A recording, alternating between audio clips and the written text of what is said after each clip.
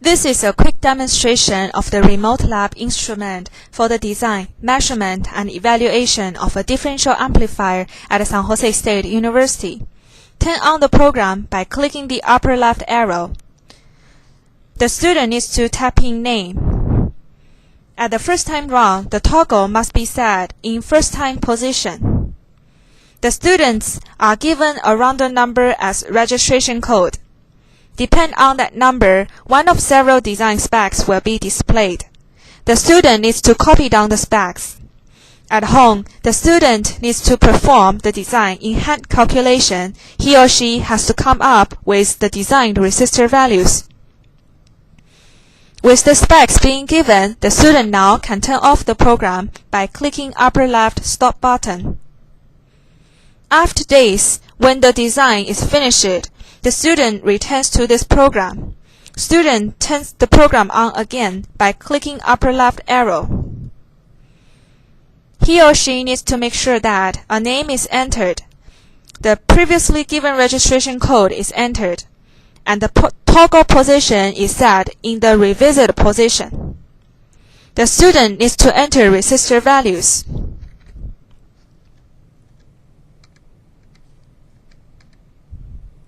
When all resistor values are entered, student press Continue. Pre-calculated values related to student design will appear next to the spec. Student may pause the program if he or she needs more time to make decision. The student can also stop the program and perform a redesign. If the student is satisfied with the predicted value, the remote setup will choose one of several pre-wired circuits close to the student design. Program will go to student measurement mode. In student measurement mode, student needs to measure the circuit just as in a real lab. The student can perform bias test, common mode test,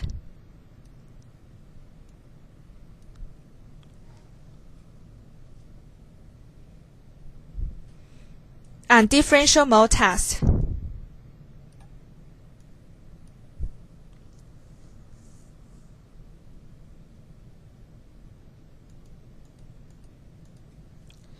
Once the student is satisfied in obtaining good measurements and minimizing any errors, the student press Continue button. At that point, the program goes into automatic measurement mode. The student now has no control of the program. As the program goes through automatic measurement steps, it performs bias test, common mode test,